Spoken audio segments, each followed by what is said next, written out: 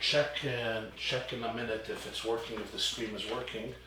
If it's not working, please ask Rafal to come into my computer and fix it, because I did it myself. But just in case it's not working, please tell him urgently, because I won't be able to call him. Thank you. Okay, we're ready to roll, yeah? Are you going to introduce?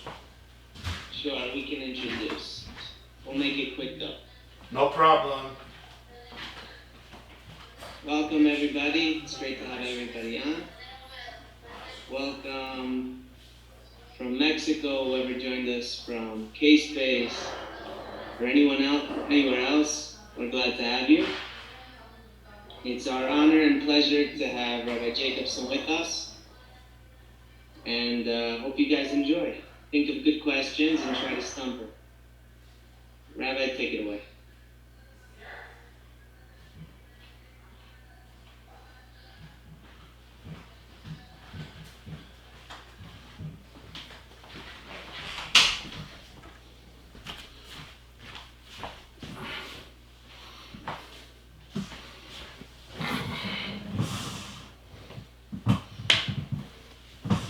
Okay, we're going to begin in a few moments. Welcome, Mexico City. The students and the youth of Mexico City are coming in, and we're going to begin in a few moments. I want to welcome everybody who's joining us from Mexico, joining us from anywhere you're joining us, from over around the world, around the globe. We are thrilled to have you. Thank you, JYM, for hosting this great evening, the Jewish Youth of Mexico, the organization of JYM. It's great to be with you again. Mexico City was one of my last trips before coronavirus. I think my second to last trip. Mexico City, Miami, and then quarantine. So, Chevra, we're going to begin in a few moments, guys. Okay, many are joining us here through Zoom, and many are joining us through the yeshiva.net. Wherever you're joining us from, you are awesome. Okay, so we have another few minutes. You may find last night I did an interview with my friend Rabbi Reuven Epstein. He interviewed me, asked very, very interesting questions, and you may enjoy very much to watch the interview. Spoke about my history, my family, where I was molded, the influence of the Lubavitcher Rebbe in my life, different questions about leadership in the Jewish world. I think many of you will find it very interesting. The interview is to be found on theyeshiva.net. You will see there one of the featured videos, and you may find it interesting. We're going to begin tonight's program in just a few minutes. Okay, stick around, my friends.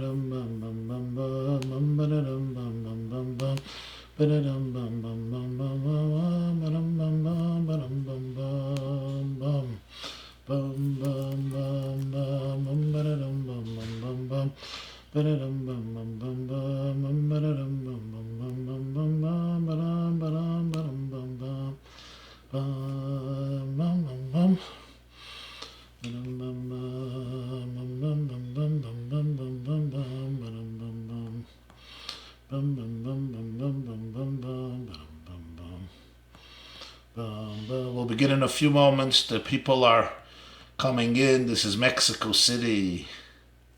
Welcome, Mexico City.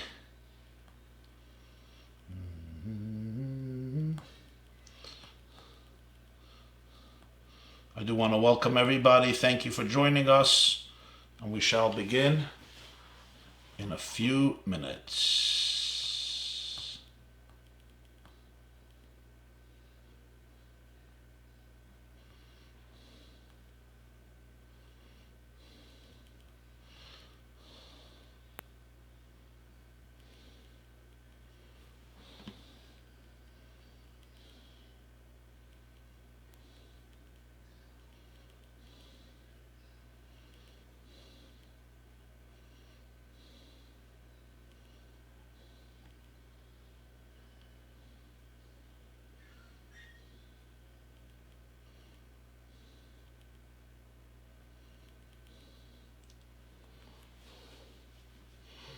Hi everybody, hi. Hi everybody, guys. It's great to have you. Thank you for being here. Okay, the Mexico crowd is coming in slowly.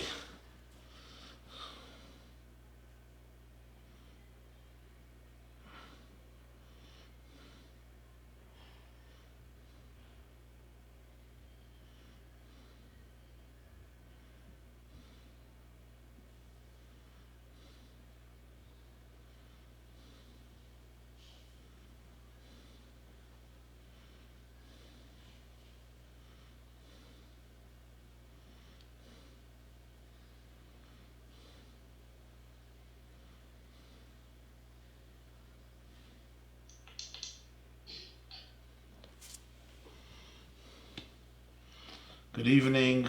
Welcome everybody. Tuesday evening, May 26th, 2020. 3rd of the month of Sivan, 5780. Preparing for the great holiday of Shavuos.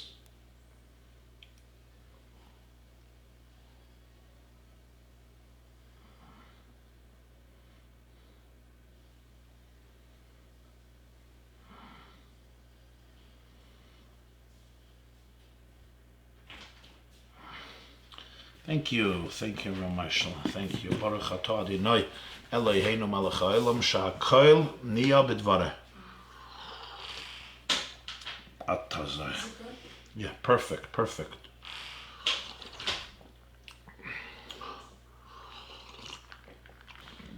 How are we doing, Mexico? You guys can hear me? We're ready to begin. We have the mic on. Everybody's good. I hope you can see me and hear me.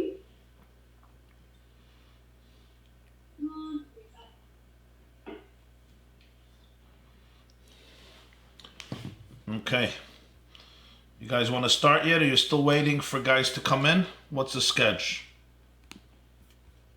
So not when it's small and big, you slide the picture to see. You talking to me?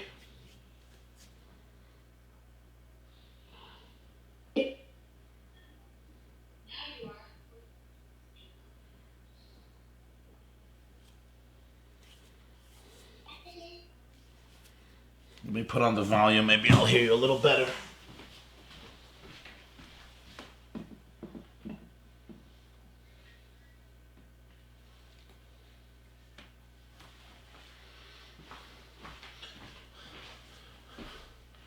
See if we can get the volume here.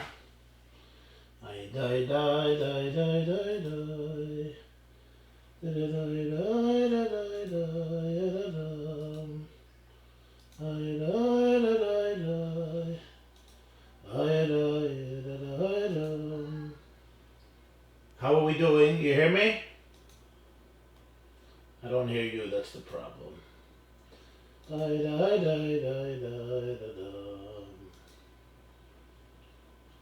Guys, what's going on?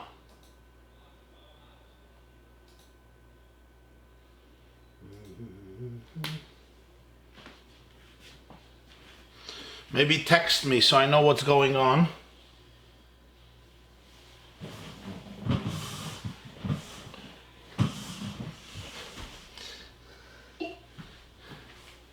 I don't know why your voice is not coming through to me, but if you text me... We're ready. We're ready to begin. We're ready to begin. Wonderful. Beautiful. Okay, thank you.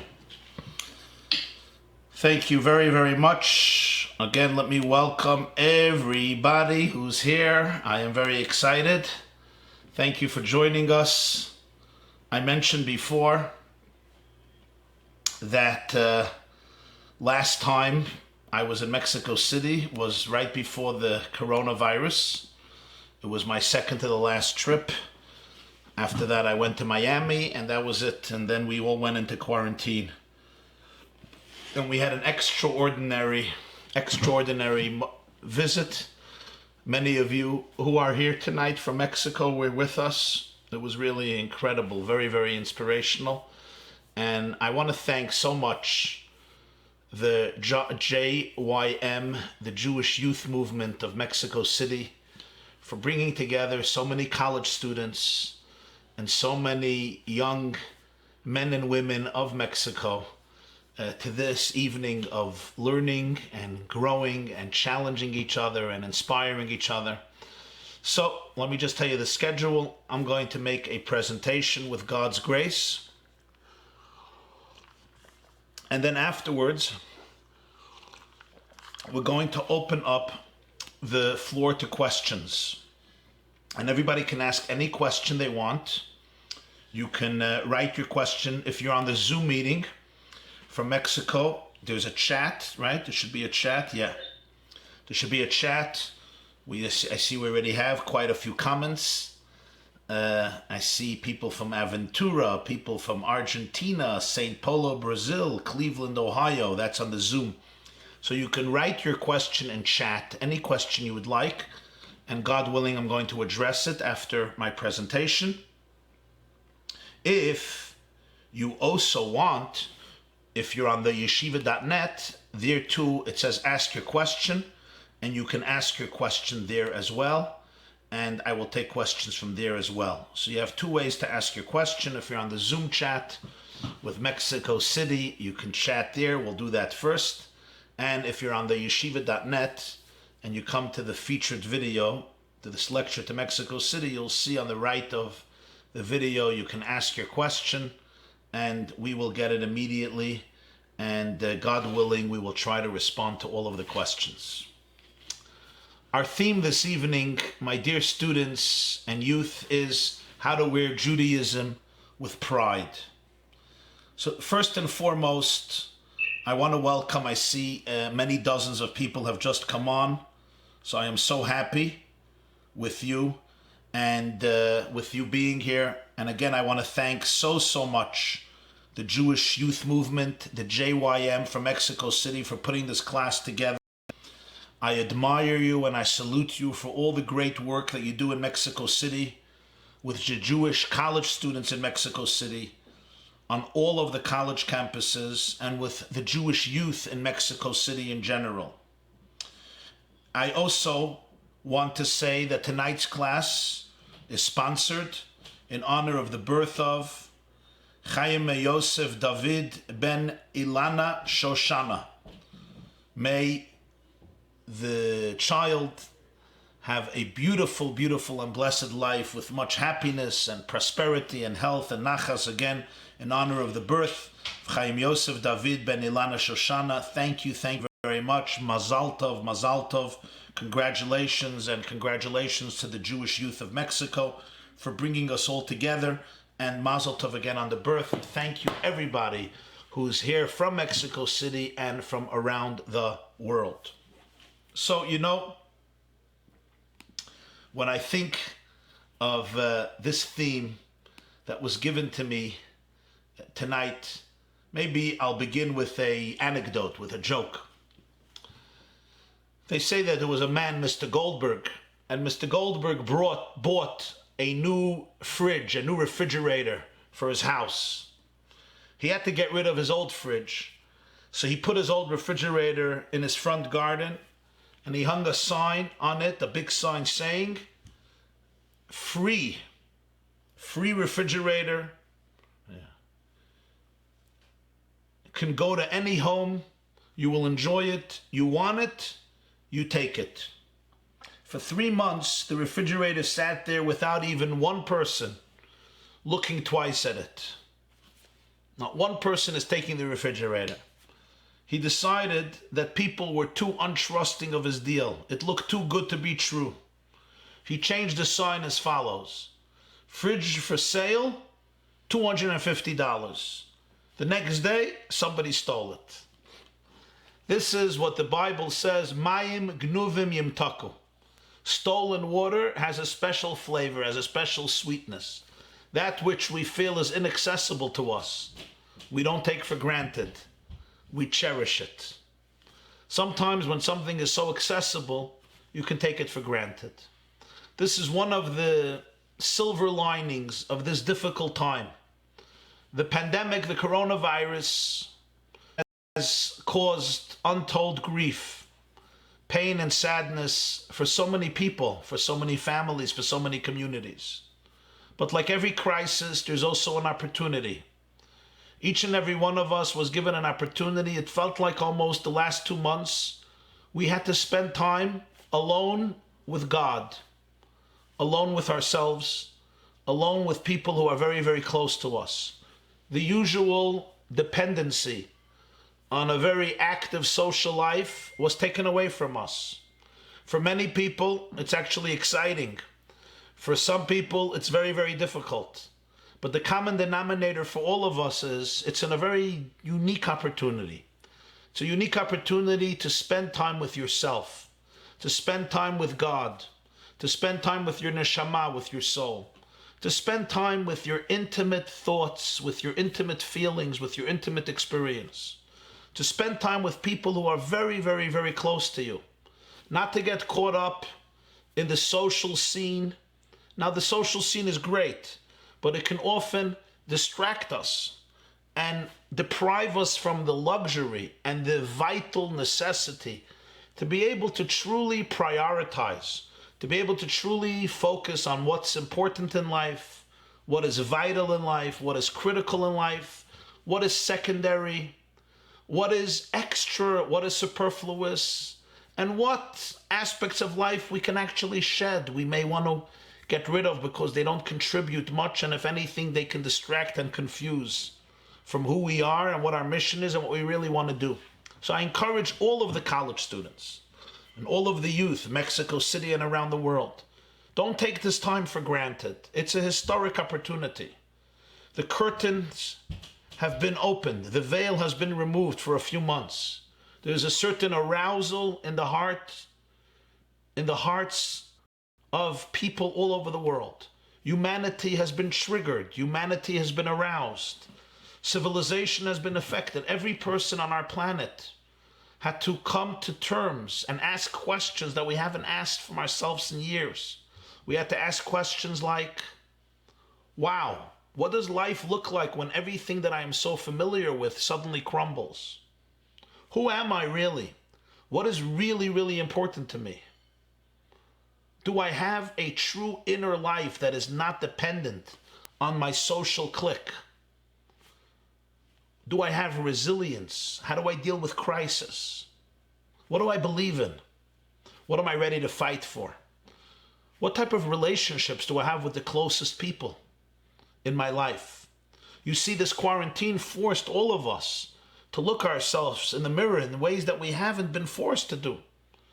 Problems in marriages emerge to the surface. You can't hide, you can't run away to work. Relationship with your children, your relationship with yourself, your relationship with your parents, with your siblings.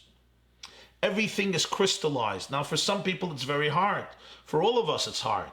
But it's also a silver and golden opportunity for awareness, for self-discovery, for rejuvenation, and for a re-examination of that which matters in life. You will remember these days, students, if you seize the moment to really figure things out now that you may have ignored. You will remember this time forever. You will talk about it to your children and grandchildren, because such times can bring out the worst in people, and it can also bring out the best in people. Such moments of transition and crisis change the world. They change communities. How exactly? We're not sure. There's still so much uncertainty and ignorance. Nobody knows if they're coming or they're going. You know, we have put so much trust in the scientific community, and certainly so much of science has been a blessing for our lives in terms of medicine and progress in so many areas of human civilization. But sometimes God tells us, you know, don't worship scientists. They're people like everybody else. They have their ignorance, they have their biases, and sometimes they are clueless. They are clueless in the presence of a minuscule virus the size of 125 nanometers, not easily visible to the naked eye. And yet they shrug their shoulders and they say, we don't know. I got a text today from a woman, an elderly woman. She wants to go visit her grandchildren. So her daughter has to come pick her up, take her to the house. Now the problem is she tested it, she doesn't have antibodies. So she's asking me if she can go. So I told her, I'm not a doctor. Why don't you ask two trusted confidants, two doctors whom you trust, who are real experts in the field, and ask them what to do. So she says, I did already. I'm coming to you after the doctor. What did the doctor say? The doctor said, I don't know what to tell you. No, when a doctor said, I don't know what to tell you. He says, I don't know. I don't know what to tell you. This teaches us all tremendous humility. It teaches us all about the need to be vulnerable, the need for honesty and authenticity. So in summary, this is a great opportunity for rediscovery on so many levels. And I am thrilled and privileged, and I feel merit to be able to be here with so many young Jewish souls from Mexico City who are here with us, and from people literally all over the world. We have, thank God, a very nice crowd from all over the world, and I am thankful. I am thankful for all of you to be here, that you're here tonight, and to the organizers, JYM, for organizing this. And I'm looking forward to your questions. And it's really a great moment to be able to focus on especially this topic, which we now move on to the topic of carrying your Judaism with pride. And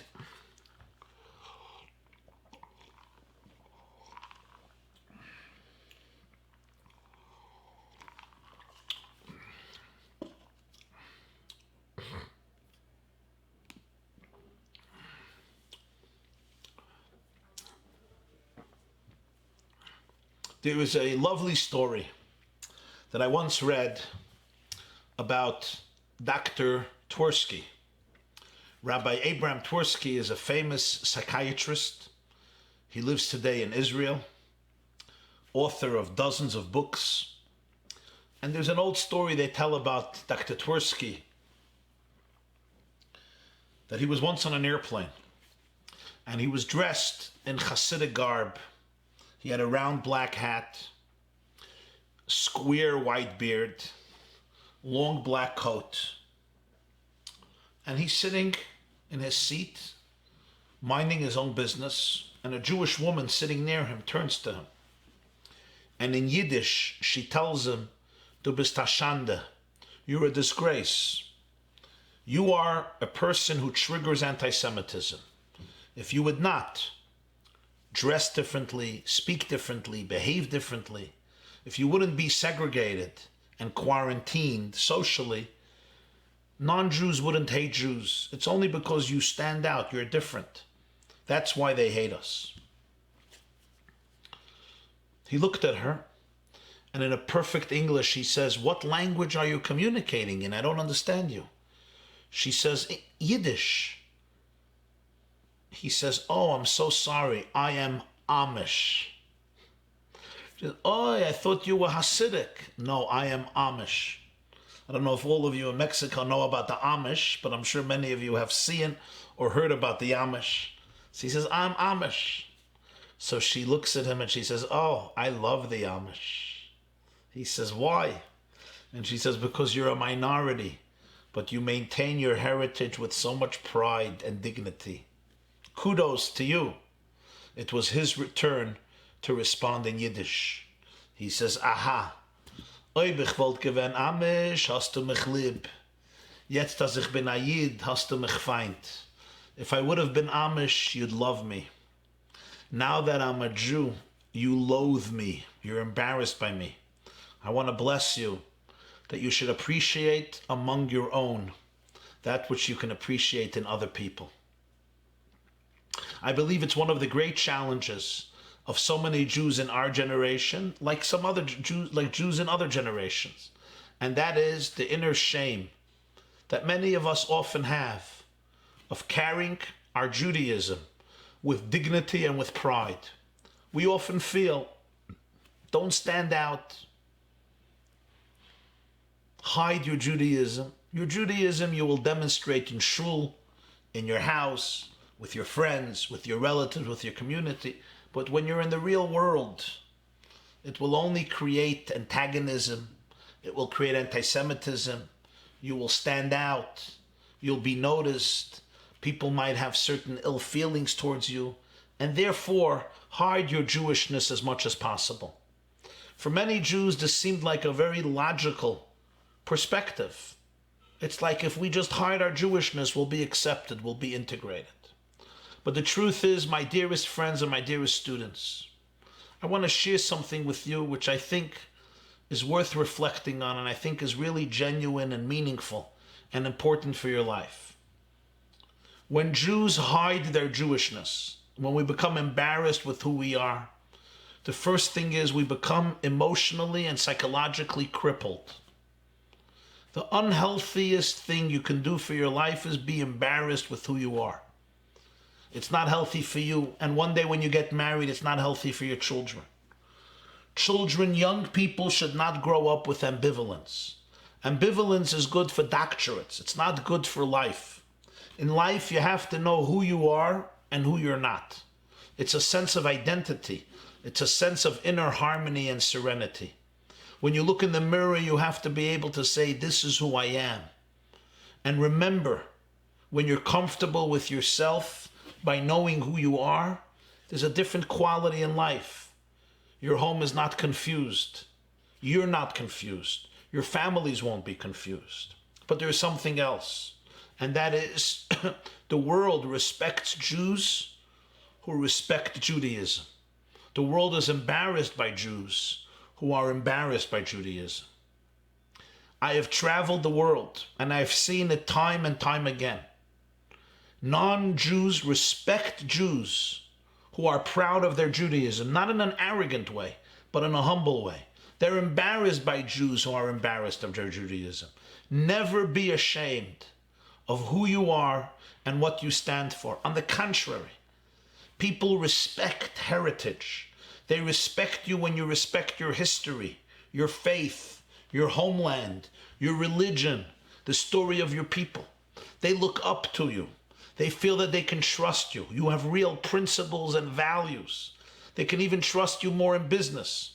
When somebody knows that you're a real mensch, that you have a God, that you have a Shabbos, that you don't sell your soul just for money because there's something that you're committed to, you become more successful even in your social life, in your dating life, in your financial and business life, in your university life. Of course, there are anti-Semites who hate Jews, but for them, it doesn't make a difference. Assimilation and hiding never ever helped for anti-Semitism.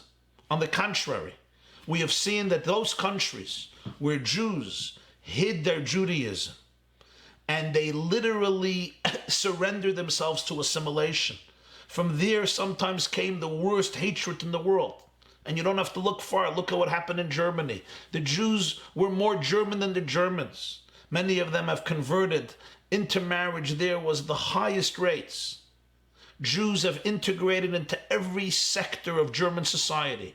Musicians, scientists, professors, philosophers, politicians, novelists, thinkers, physicists, physicians, lawyers, artists.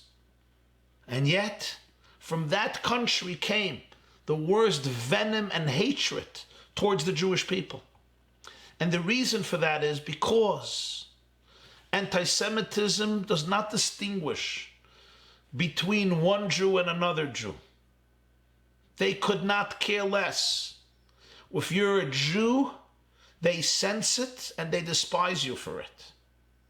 And therefore it never helps us when we try to compromise and accommodate everybody and we become crippled inside.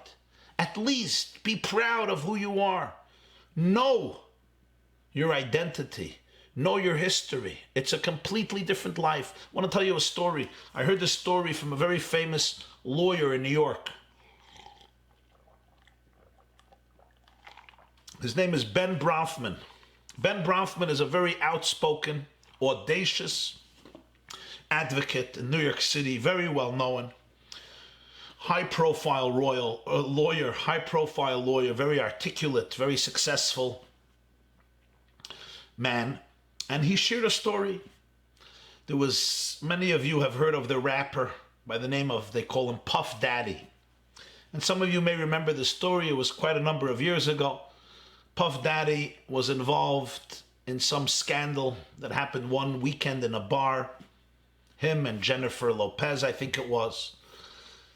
It was a criminal scene, a very uncomfortable scene, and there was a very heavy court case. And Puff Daddy calls Ben Brafman. I want you as my lawyer. Puff Daddy is a very successful rapper, very successful businessman, has a huge company, big industry, a holy African-American brother, and a very, very successful man. And he says, Mr. Brafman, I want you as my lawyer. Great. It's great business, great deal. You're dealing with a man who can afford top lawyer and pay, as they say in Hebrew, bekesef mole, full price, no discounts. And he tells Mr. Brafman, he says, but there's two deals. Whenever I hire somebody to work for me, there's two deals. What are your deals? Deal number one is I have to have every telephone number of yours. I have to be able to catch you wherever you are, on vacation, in your home, in your summer home, weekends. I need every telephone number. I need your home, I need your cell, I need your office, every number. Okay, deal number two, I have to be able to call you 7 days a week, 24 hours a day. That's the deal. If it's emergency, I need access to you always, constantly, 3 in the morning, 2 in the morning, at night, by day, afternoon, evenings. If I need you, I have to have direct access to you. No questions asked. These are the two deals that I ask of anybody who works for me. I pay well, but these are the two deals. Ben Brafman is a Torah-observant Jew. So he tells Puff Daddy, he says, the first deal is not a problem. You can have every telephone number. Second one is a problem because I don't answer the telephone on Shabbat. So 6 days a week and 6 nights a week, you can call me 24 hours a day. I don't care. But Friday night and Saturday day, there's no telephone calls. He says, why? I'm a Jew, a Torah-observant Jew. I keep Shabbat. I celebrate Shabbat. I don't answer the phone on Shabbat. Sorry. Puff Daddy says, no. For me, you make an exception. I need you 7 days a week. Ben says, I don't make an exception for anybody. This is not about business. This is a day that's dedicated to God, to my soul, to my family, to my community, to Judaism. This mute guys, mute your mics. This is a day that's dedicated to my spirituality, to my faith, to my people. It's a day of rest. God rested, I rest. This is not negotiable. Puff Daddy says, oh, come on. How much do you want? 7 days a week. Ben Brafman says, why don't you just get another lawyer? He says, because I want you. He says, well, if you want me, it's 24/6. Puff Daddy says, no, it's 24/7. Ben Brafman says it's 24/6. Puff Daddy says 24/7. Ben Brafman says 24/6. They're both tough people. Puff Daddy never got rejected this way. He says 24/7. Brafman says, listen, you don't want to accept, don't accept, just go get yourself another lawyer. It's fine. I'll have business without you. He says, but I want you. So if you want me, it's 24/6. So he says, Mr. Brafman, what if it's an emergency? He says, if it's an emergency, you send a fax. I get faxes on Shabbos. I'll take a look. If it's a real emergency, I'll have my people take care of it. He says, no, I need direct contact to you. He says, well, then go get somebody else. After a long fight and a long debate, Puff Daddy surrendered. 24/6. If it's an emergency, he's going to send a fax on Shabbos, and Brafman promised that he's going to take a look at the fax. Sure. They signed a contract, a deal. Everybody is happy. Brafman is happy. Puff Daddy is happy. The next Friday evening, Ben Brafman is home, surrounded by his children, his family, grandchildren, his wife. He picks up the cup of wine to make Kiddush. Yoim HaShishi v'yichulu hashamayim v'yoretz v'chol tzevoam baruch ato Adonai Shem mekadesh HaShabbat. As he starts making Kiddush, the telephone in the house starts ringing. 1, twice, 3 times, 4 times. Ben Brafman has a hunch in his he has a hunch that it's Puff Daddy calling. He doesn't know, but that's his hunch. But then when he hears how many rings, he knows it's Puff Daddy. I think one of his children counted close to 1,000 rings. Now, how many times do you dial, and when somebody doesn't answer, you hang up? 4 times, 3 times, 5 times, 6 times, 7 times, 1,000 times.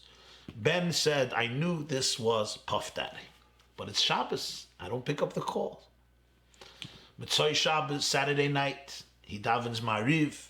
He makes Havdalah, Hamavdil ben Kodesh l'chayil.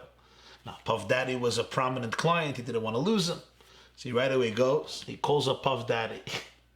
And he says, Puff, good evening. Good evening, Ben. So I want to ask you a question. Were you the one who called me Friday night? He says, absolutely yes. 1,000 rings. He says, yeah. He says, Puff, I'm sorry I couldn't pick it up, but I told you. We made a deal that I do not pick up the call on Shabbat. So I apologize, but I cannot pick up these telephone calls. But I called right away Saturday night to see what you need. And again, I'm sorry, but I cannot violate the Shabbat. Puff Daddy says, Ben, why are you sorry? It's a great thing that you didn't pick up the phone. He says, why was it a great thing? He said, I just made a lot of money. He says, what are you talking about? Puff Daddy said, I came after I signed a deal with you. I went back to my guys, my advisors, my friends, my group. And I shared with them the story. And they look at me and they said, nah, it's not for real. It's just a show. It's fake. He wants to play tough guy. He wants to make believe that he doesn't need you. But push comes to shove. Trust me, he doesn't respect the Shabbat so much. And I argued with my friends. I said, no, you don't know these Jews. They have convictions and they will not break those convictions. And we got into this whole argument, decided we'd make a bet. We bet $10,000. I'm going to call Friday night and we'll see. The phone will ring and ring and ring. If Ben Brofman picks up the phone, I got to pay them $10,000. If he doesn't, they pay me $10,000. He said, Ben, you didn't pick up the phone and I just made an easy $10,000. And Ben shared this story. And it left such a powerful impression on me because it really teaches us how people respect you when you respect yourself. Never be afraid. Shavuos is coming. Shavuos, we celebrate 3 great personalities. Moshe Rabbeinu, Moses. He gave us the Torah. The second personality is King David, David HaMelech. King David. And his yahrzeit, he passed away on Shavuos. And there was a third person who passed away on Shavuos, the Baal Shem Tov, the holy Baal Shem Tov, founder of Hasidic movement, founder of Hasidism, who revolutionized the landscape of Jewish thought and Jewish spirituality. But all 3 had a common denominator. They brought a sense of malchus, of royalty to the Jewish people. Moses, the Torah defines as a king. He taught the Jewish people how to cease to be slaves. He emancipated them from slavery and turned them into a free nation. King David HaMelech, was the first king of the Jewish people who established the dynasty of royalty. There was one king before him, but that didn't last long. King Saul. King David was the first king who really acquired the gift of royalty for generations, all the way till Mushiya, who's going to be a descendant of King David. King David established the concept of real malchus, real royalty among the Jewish people.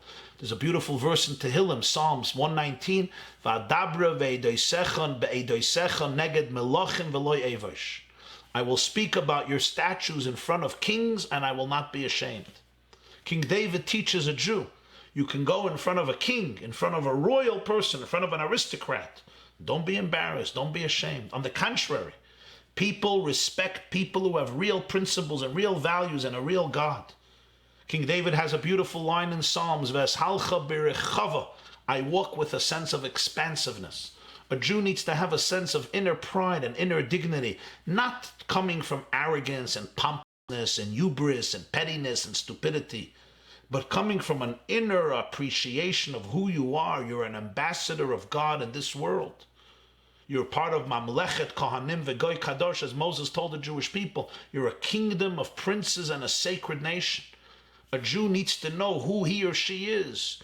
You are a divine ambassador to change the landscape of planet Earth. The greatest tragedy in life, said the holy Reb Aaron of Karlin, is when a prince forgets that he's a prince. When a princess forgets that she's a princess, they think that they're just worthless helpless shmatas, that they deserve to sit and wear rags their whole life. They become psychological doormats. The greatest tragedy in life is when you don't recognize your inner resources, your inner power, when you're deprived of an appreciation of how much dignity is invested in you, of how much nuclear energy your neshama has. When a Jew forgets his tremendous power and dignity, says Reb Aaron of Karlin, it's a tragedy, and this is what the Baal Shem Tov taught.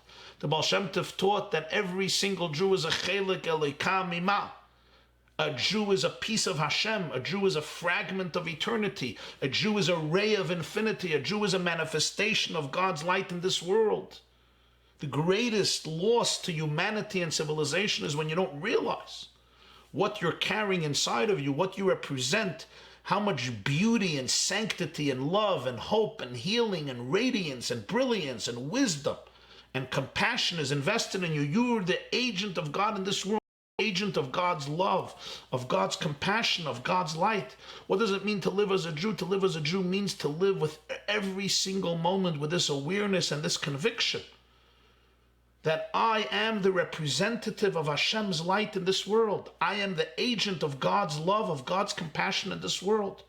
That I am a divine ambassador of love and of light and of hope and of healing and of redemption. That's what it means to be a Jew. And the Baal Shem Tov taught it in years when the exile was excruciatingly painful. Moses was a king. He taught the Jews how to be free, but they were in a desert surrounded by miracles.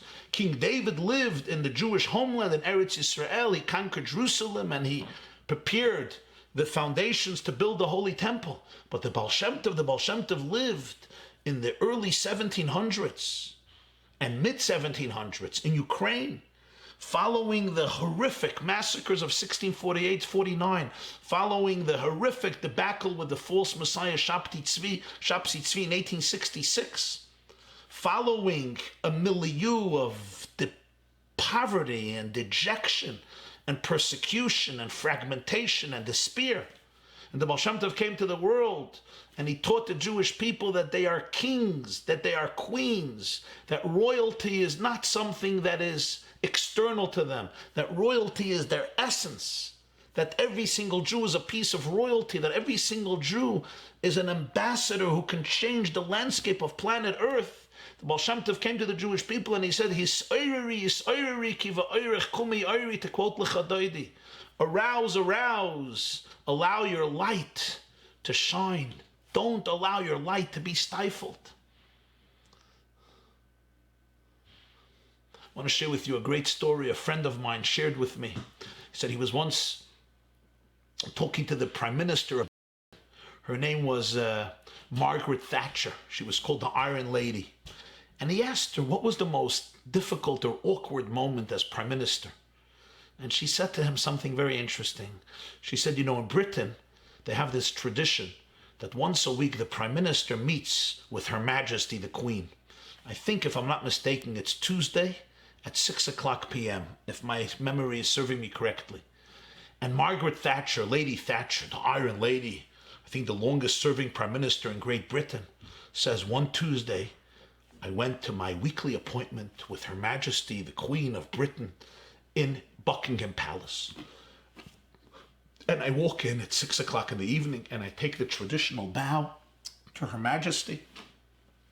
And I look at her, she looks at me, and Margaret Thatcher tells my friend, she says, it was one of the most embarrassing moments of my life. Now the men listening to me will not understand fully what I'm saying, but all the girls and the women will understand.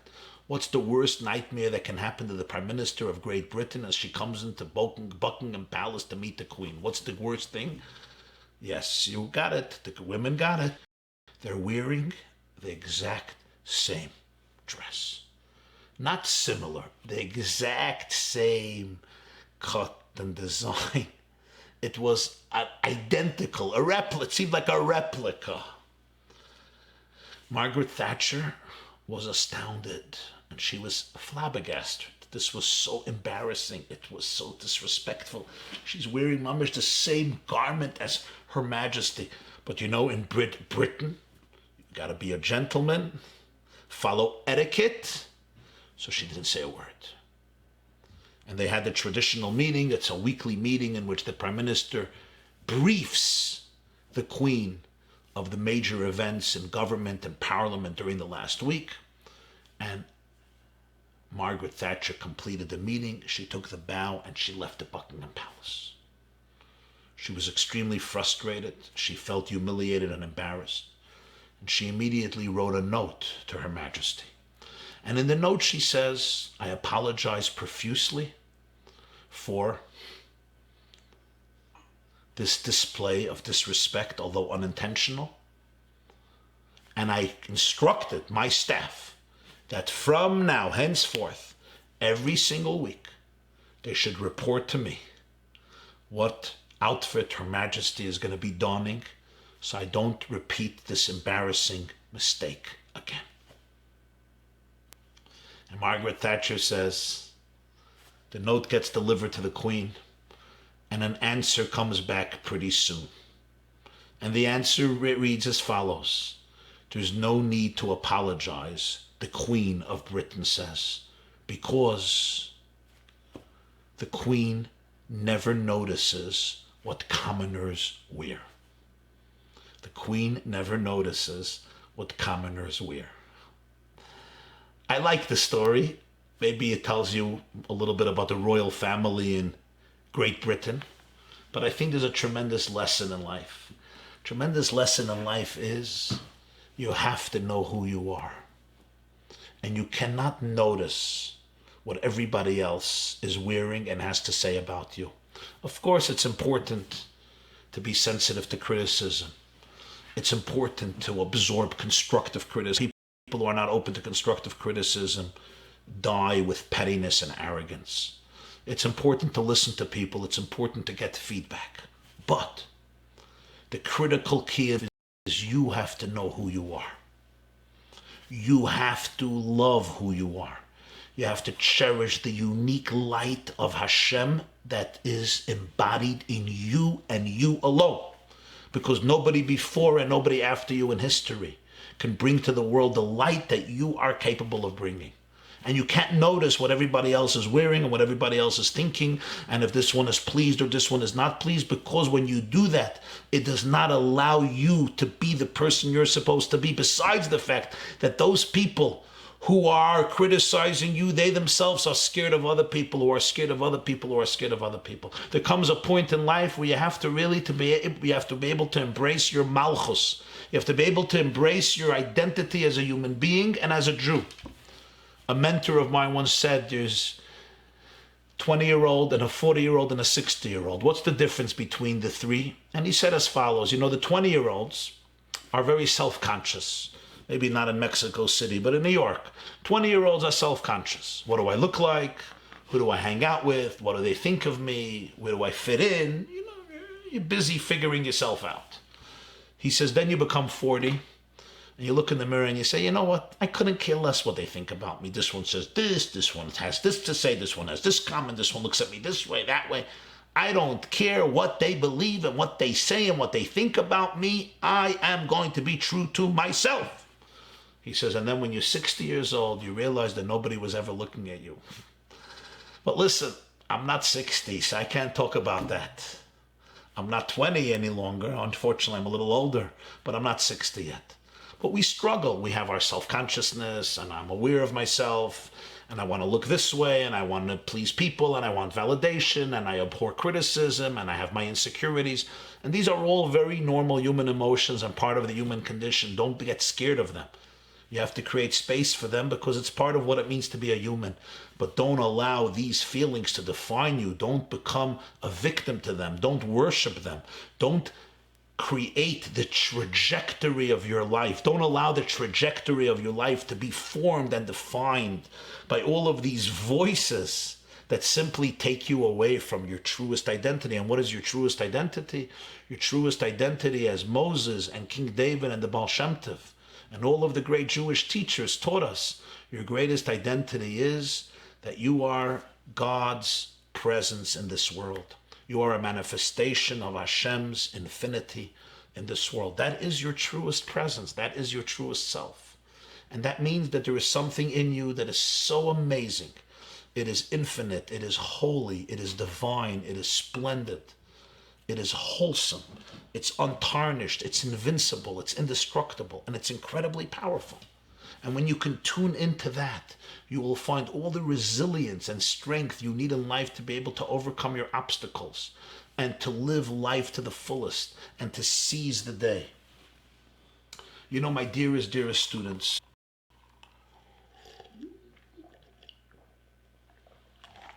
I want to share with you a story. This story I heard from the person that happened to. He's a friend of mine. He lives in Detroit, in Michigan. His name is Gary Turgo. Gary Turgo is a Torah observant Jew. He puts on tefillin every morning. He studies Torah daily. He celebrates Shabbos. He's deeply committed to Judaism. He's a great philanthropist, a founder and leader of many Torah and Jewish institutions in Detroit and Michigan, and around many other places, and in many other places of the world. He is a banker. He is the chairman of Chemical Bank in Midland, Michigan. And a number of years ago, I was in Detroit for a Shabbos, Partners of Torah, Shabbaton, and I was sitting with Gary, and he shared with me this story himself. It's a story that happened to him himself. He says to me, he says, Rabbi Jacobson, one day, I'm sitting in my office, and I get a call. My office is located on the 11th floor in the building of the bank, Chemical Bank in Midland, Michigan. I pick up the phone. On the other line is a man from Dublin, Ohio. I don't know how many Mexico City know about the city of Dublin, not Dublin in Ireland. I was there too. I'm talking about Dublin, Ohio. And I say, yes, hello. And the man says, is this Gary Turgo, chairman of the bank? And Gary says, yes, it is. The man says, I looked you up online and I see that you're Jewish. And I want to tell you that as a Jew, you should be ashamed of yourself. You are a disgrace to your people. Gary was not expecting this in the middle of the day. And the man continues. And I see that you used to own a bank by the name of Talmar Bank, named after your grandfather. And I want to tell you that your grandfather is turning over in his grave, ashamed and humiliated because of your disgusting and obnoxious and rude behavior. Gary Turgo is astounded. He's a very refined man. So he composes himself. Other people might have hung up the phone. Leave me alone. Call me one, I'll call the police. But Gary didn't do that. Gary said, what happened? But the man couldn't share. He was so angry. He was so frustrated. He was so aggressive. And Gary calmed him down and said, tell me what happened. Maybe we can settle this. Maybe we can solve the problem. And the man says, Mr. Turgo, I am 91 years old. 40 years ago, I built a home in Dublin, Ohio. It cost me $40,000. I took out a loan for the $40,000 from your predecessor. I paid my mortgage every month. I was never late on a payment. My wife died this year. We had no children. Her death shattered me. I became disoriented and confused. As a result, I could not open my mail or deal with my mail. My life was in ruins. It was chaos. The melancholy, the despair was so profound. I just couldn't get my life together, and I missed 7 payments on my mortgage. Now, I gathered myself together. I came back to myself. I got back into things, and I opened up the mail that has come to my house over the last few months. I received a letter from your bank that due to my lack of payments, my house is up for foreclosure. So you know what I did? I wrote up a check for all the 7 payments. I mailed it to the bank. I explained to them what has happened. My wife died. I was disoriented. I missed 7 payments. I never missed a payment in 40 years. Here is a check for all the 7 payments. Your bank sent me back a letter. And the letter read that it was too late to do anything. It's a done deal. The house is already up for foreclosure. They sent me back my money and they said there was nothing they can do. Shame on you! Shame on you! The 91-year-old man cried. You are a disgrace to the Jewish people. I'm 91. I have nothing in my life. No children, no family. My wife is dead. The only thing I have is my home. The house was once worth $40,000. Now it's worth $850,000. And you guys are going to take away this home where I lived for a half a century with my wife. What a disgrace. How disgusting, how rude. The man was beyond devastated. Gary Turgo says to him, I am so sorry to hear this. Please, give me your address. Give me your telephone number. Let me look into the situation. I'll get back to you. Gary goes down from the 11th floor in the bank to the 4th floor. That's where the offices dealing with foreclosure are located. He approaches the head of the department and he asks him to look up the name of the house owner in Dublin, Ohio. He gives him the address, he gives him the name. The manager looks up the information and he confirms that the story is accurate. The story the old man shared is an accurate story. Gary looks at the manager and he says, can we just forget this whole foreclosure thing? Just forget about it. And the head of the department says, we can't. The mortgage was already bought by a servicer. It's not in our hands anymore. Our bank does not own it anymore to forgo it. There is nothing we can do. Gary is frustrated. He says, look up how much is owed on this house. I just want to know, all in all, how much is still owed in this owed for this house, okay? And I want you to tell me how much money did this guy owe if he would want to pay up the entire mortgage, include all the interests, include all the penalties, late payments. I want to know everything. The man looked it up on the computer and he gave Gary the number, $5,200. $5,200. Gary is astounded. The man might lose his precious home because of $5,200. $500,000, not $50,000, $5,200. Gary Turgo writes out a check for $5,200 and he tells his employee, send the servicer this check overnight. I want to buy back the mortgage from them. This he does. Gary sends a letter to the Jew in Dublin, Ohio. The home is yours. All was paid up. You don't have to pay anything anymore. The 7 payments and all future payments were taken care of. You own nothing on the home. Enjoy it for many years to come. I apologize for the aggravation and the pain that this incident caused you. He signs his letter, yours, Gary Turgo. Gary never heard from this man again. Life moves on and he forgets about the story. 6 months pass. One day, Gary gets a call from a lawyer in Dublin, Ohio. Hello, is this Mr. Turgo? Yes, it is. Remember the man who had an issue with his home in Dublin? Gary has to remind himself. It happened 6 months earlier. Life has moved on. He reminds himself, and then he says, yes, sure. Did the man get my note? Was he satisfied? Was he content? And the lawyer says, he got your note. He was very pleased. Great, Gary says. I'm so glad it worked out. We settled the problem. He's off the hook. He has his home. Now tell me, how is this guy doing? And the lawyer says, Mr. Turgo, this man died yesterday. I am his lawyer. When he got your note, he called me and he asked me to change his final will. He called me in and he said he wants to redo his final will and testament. You see, Gary, he was so moved by what you did for him that he legally left the entire house to you. he instructed that this home be given to you.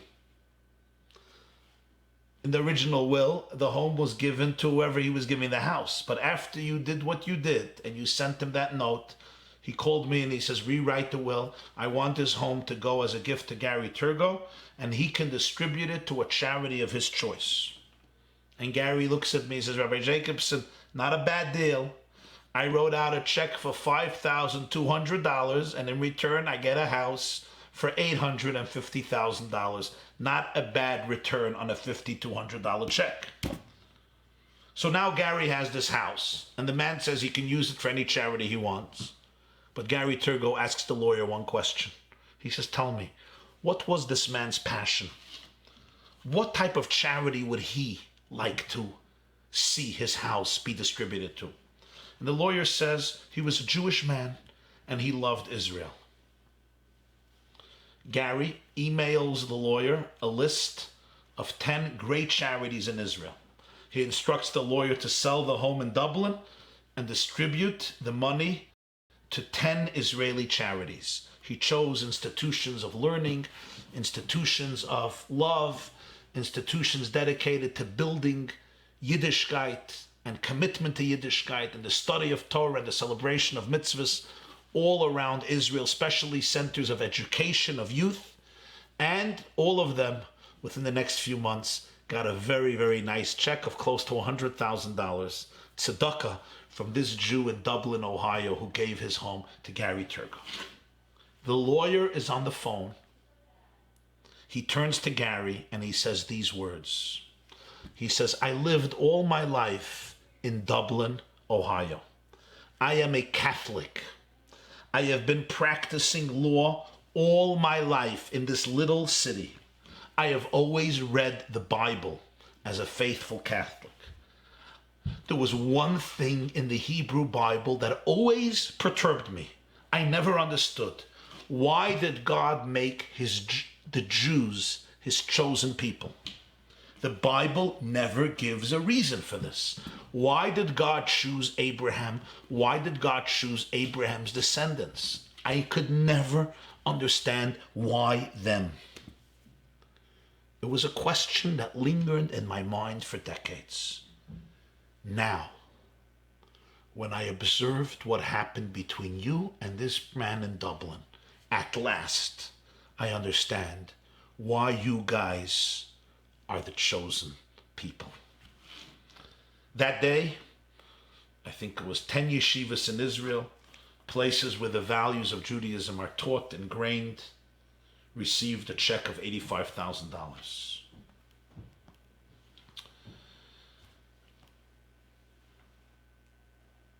I love this story because it teaches us so much about what it means to be a Jew.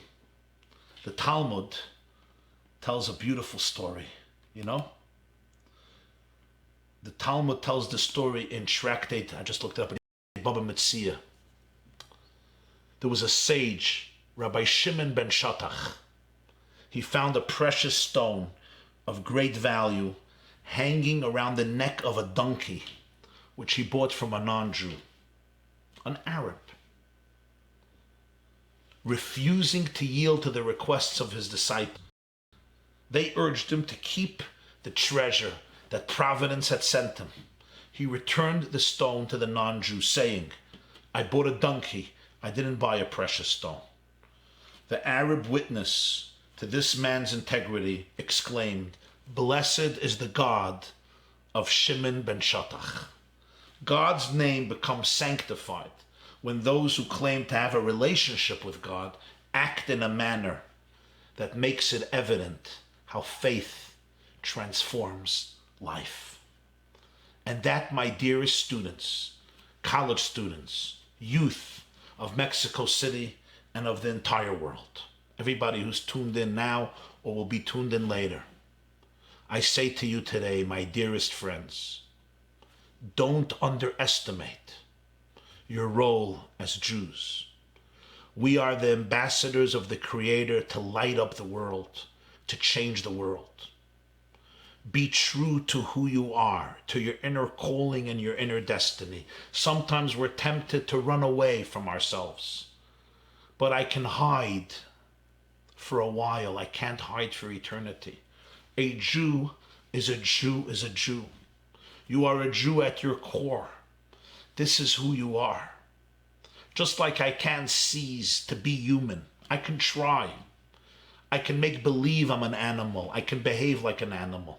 But the only one I'm hurting is myself, because I'm not an animal. I will never be content if I behave like an animal. I am a human being.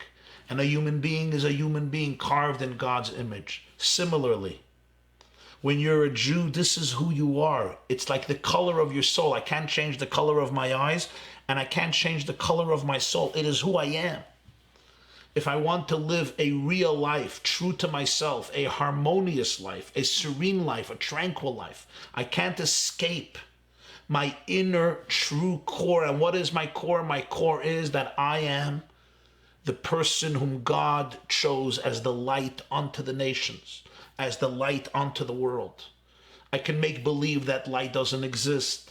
I can try to eclipse the light. I can try to hide the light. But the light is there and everybody recognizes it. The only ones who deny that Israel is a unique country is Israel. Everybody else knows that Israel is a unique holy land. Those who claim that Jews are like everybody else are Jews. Nobody else believes it. Reb Chaim Volozhiner once said, "Milvel nishmachin kein kiddush, vel negoyim machen havdalah." Which means if we will not make Kiddush, the non-Jews will make Havdalah. And what he meant symbolically was, if we don't make Kiddush, if we don't sanctify ourselves, if we don't realize our sanctity, and we just integrate and assimilate and make believe that there's no difference between a Jew and not a Jew, don't think that they're going to accept you with open arms and they're going to say, okay, you're my brother, you're just like me. They're going to make Havdalah. They're ultimately going to separate themselves from you. They'll ultimately find a reason why they cannot trust you. Because when a Jew is true to his or her Judaism, it's truthful, and truth resonates. And it resonates among every single non-Jew in the world, because they know that there's something unique about the Jew. They know that something happened at Sinai. And when I can acknowledge it and embrace it with respect and humility, they feel much more comfortable with me. Conversely, when I hide it, when I deny it, when I repress it, when I make believe it's not true, deep down it irks them. Something bothers them. They feel that something is off, something is wrong, and therefore it doesn't help them respect me or love me more. Maybe on the surface, but deep down, if you'll find out, you'll see there is a mistrust over there. When a Jew is a real Jew, an authentic Jew, it's something that the world celebrates. So my dearest young Jews, you are our future. You are the future of the Jewish people. We look forward to hearing such great things about what you will accomplish with your lives on every level, in your professional life, in your academic life, in your financial life, in your familial life, in your life as individuals and as a community. But equally important, I know what each and every single one of you can accomplish as a leader in the Jewish world, as a source of light and of hope and of an inspiration and of empowerment. Each and every one of you is a revolutionary. Each and every one of you can change your corner of the world and infuse it with meaning, with purpose, with destiny, with consciousness, with a consciousness of clarity, of morality, of holiness. We look forward to hearing great things from you. I bless you on this great day as we are about to once again come to Mount Sinai and re-accept upon ourselves the covenant of Torah, the covenant that was made with us 3,333 years ago, one that still stands strong, one that has sustained us till this very day, that you all accept upon yourself this covenant, the covenant of Torah, the covenant of Yiddishkeit, with pride, with dignity, and with joy. And together we will change the world. Thank you very, very much. We will now go to questions. Okay. Chat. Let's go to chat. Everybody can ask their questions on chat or on the yeshiva.net. Let's see if there are questions here. Thank you for all your beautiful comments. Thank you for all your beautiful comments. Okay, beautiful. I see a few questions, so let me go to the questions. Okay.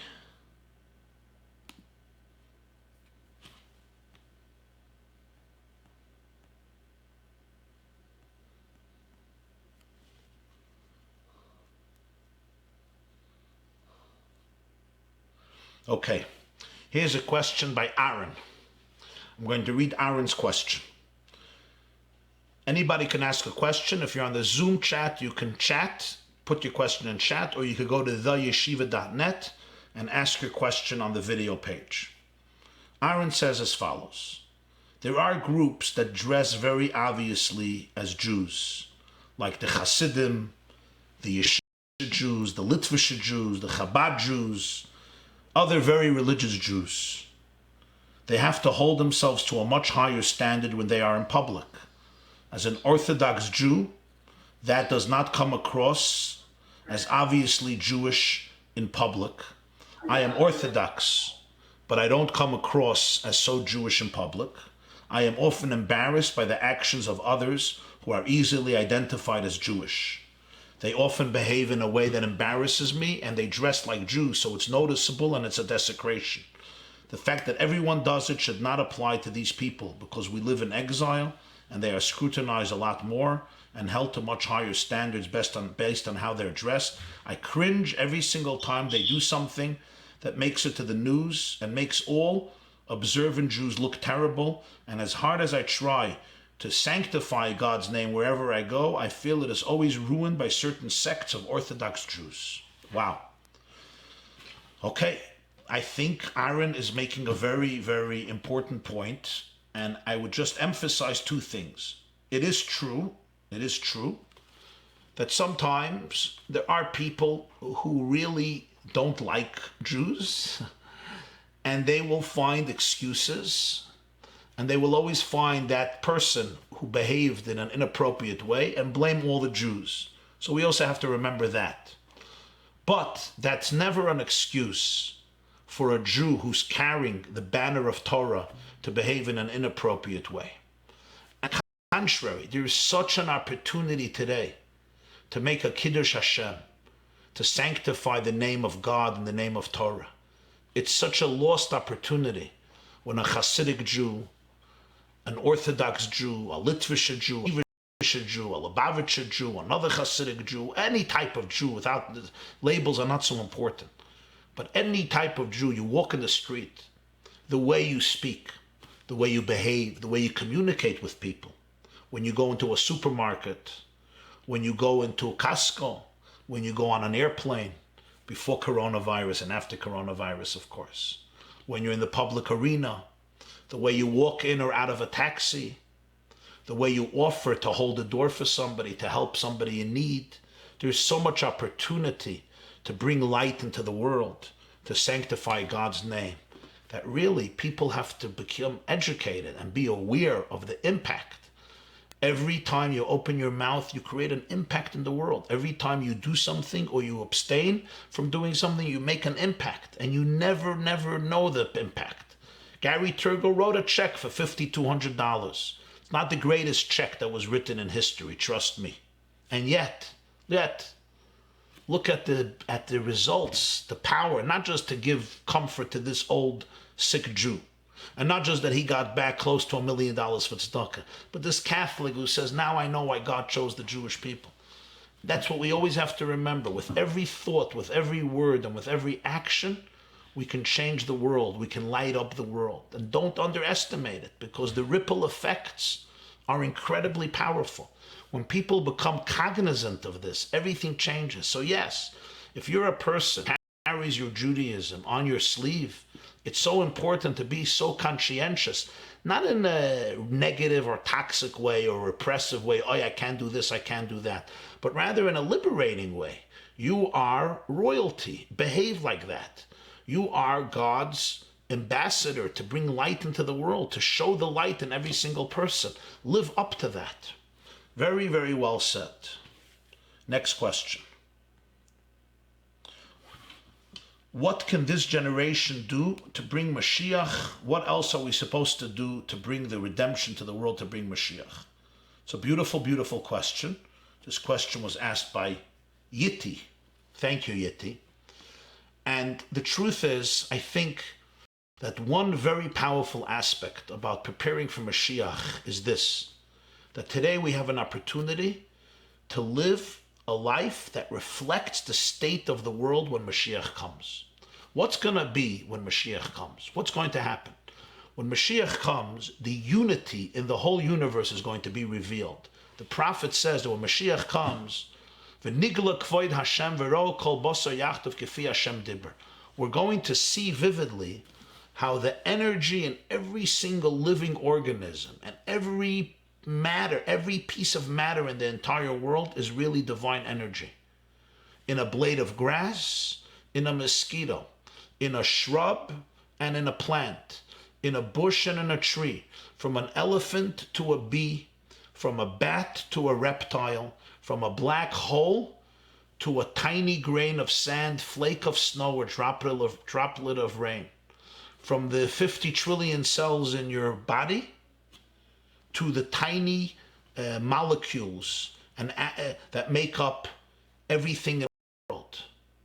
Every neuron, every cell, every atom, every particle, every genetic code, every creature, every being will become a revealed manifestation of godly energy. And therefore, we will experience the oneness of the entire world, the oneness of the planet, the oneness of humanity, the oneness of the Jewish people, and the oneness within ourselves. You and I can start living that way today. We can choose to live a life today that reflects the consciousness of Geula, the consciousness of Mashiach. What's the consciousness of Mashiach? The prophet Yeshaya says, chapter 11, Mola ha'aretz deyes Hashem kamayim le'yom mechasim. The world will be filled with divine awareness like water covers the sea. When you look at water, at the sea, all you see is water. Of course, you know that under the water there's a whole world, but you see water. Mashiach comes, we look at the world, we see divinity everywhere. We are all part of God's oneness. We are all an aspect of reality. We're all an aspect of God. I can choose to live like that today. When I wake up in the morning, I make a choice to live in the consciousness of oneness. The consciousness that I am one with infinity. I am an ambassador of God. I'm one with each and every one of you. I'm one with the world. It's a different way of living. It's a different way of communicating with your spouse, with your children, with your friends, with your employer, employees, partners, strangers, a person you never met in the street. It's a different way of communicating. That is an incredible thing that all of us can reflect on, because Mashiach has two parts. There's God bringing Mashiach, and Hashem decides when Mashiach comes. We await Mashiach every day. We pray for Mashiach every day. But then there is we opening ourselves up to the consciousness of the world of Mashiach. And that's our duty today and our opportunity today. The world was on lockdown. It gives us an opportunity to rediscover who we really are. It doesn't mean that I don't have skeletons, doesn't mean I don't have insecurities, doesn't mean I don't have a Yetzer Hara, but it does mean that I can choose who I'm going to identify with. Which force in me, which voice in me is going to rule my life? Is it the voice in me which tells me that I'm just a fragmented, self-centered, narcissistic, random mutation, an insignificant blimp on the surface of infinity? Or the voice within me who identifies me as an ambassador of God in this world, as an ambassador of oneness? Which voice in me am I going to identify as the voice that I want to give over the steering wheel of my life, to direct my decisions?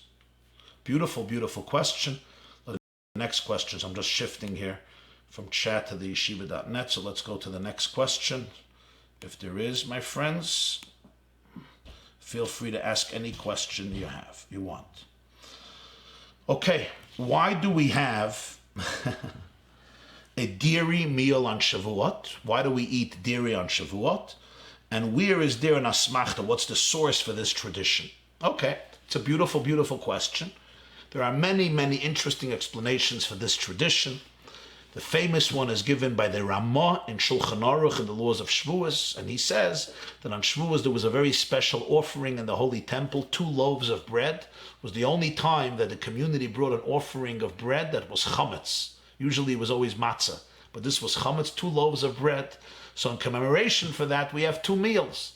We have a meal with dairy and a meal with deli. So that way, you don't eat the same bread for the meal of dairy and the meal of deli because you don't want to mix the bread because the bread can have milk on it or meat on it. So that's a commemoration for the shtei halechem, for the 2 loaves of bread. So we have like these 2 meals on the day of Shavuos. That's one interpretation. Another famous interpretation is, very interesting interpretation, that Moses was born on the 7th of Adar. And his mother hid him for 3 months. And after 3 months, she couldn't hide him anymore. So she put him in a basket in the river in the Nile Delta. When Pharaoh's daughter came to retrieve him, he was crying. He wanted a nurse, right? So his sister Miriam asked Batya, the daughter of Pharaoh, if I should find a Jewish wet nurse, a Jewish woman to nurse Moses. And she, of course, brings the mother, Yocheved, to nurse baby Moses. But Rashi says that he quotes from the sages that she tried giving him to many Egyptians to nurse, but he would not drink their milk because he was going to speak to God. So Moses was looking to nurse from a Jewish woman. He wanted to have, the kosher milk of a Jewish mother. So in commemoration for that, we also eat kosher, very kosher dairy on Shavuos. There are many other very interesting interpretations. Torah is compared to milk. There's a famous interpretation that has to do with a whole long interpretation with the angels eating meat and milk when they came to Abraham. If you want, I actually gave a very long class with a lot of sources and a beautiful explanation of the Balatanya, why we eat cheesecake on Shavuos. If you go to theyeshiva.net and you go to Shavuot, you go to Shavuos, where you could put in cheesecake, you could put into the search cheesecake and you'll see a class, why cheesecake on Shavuos. It's very, very interesting discussion. Why we eat dairy on Shavuos, and there's a lot of other reasons why we do it. The source doesn't come obviously from the Bible or from the Talmud, but it is a custom, what we call a minhag. It's a minhag, it's a custom. Let's go to the next question. Okay, question, very good. Here we go. Great. Okay, I'm just looking through the chat. Rabbi Argentina, great. Any words regarding this pandemic?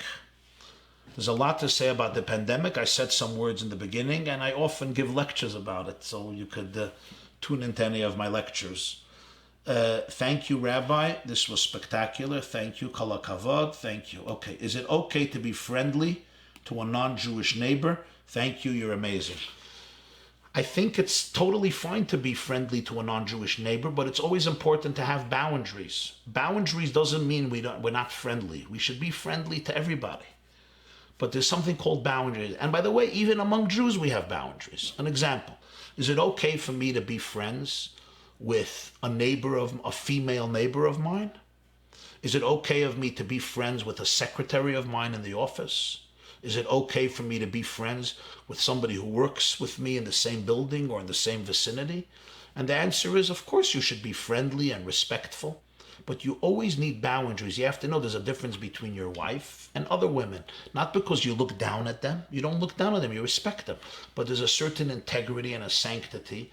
A person has to boundaries. Same is true with Jews and non-Jews. Of course you could be a friend. You could be respectful. You could be friendly. You should be respectful and friendly. But there's still something called boundaries. That's it. You do not want to lose your identity. It does not help the non-Jew. It does not help you. Question. You keep on repeating that we should leave this quarantine a better person. We should leave from this quarantine as better people. What are some practical ways we can do this? But don't tell me anything that's too hard. I love you. Very good question. The answer, don't tell me anything that's too hard. I can give you a few suggestions. I mean, you probably know much better because it's your life, but I could just give suggestions. One suggestion is in terms of spending time with yourself and Hashem. I think a lot of Jews have rediscovered a deeper relationship with Hashem.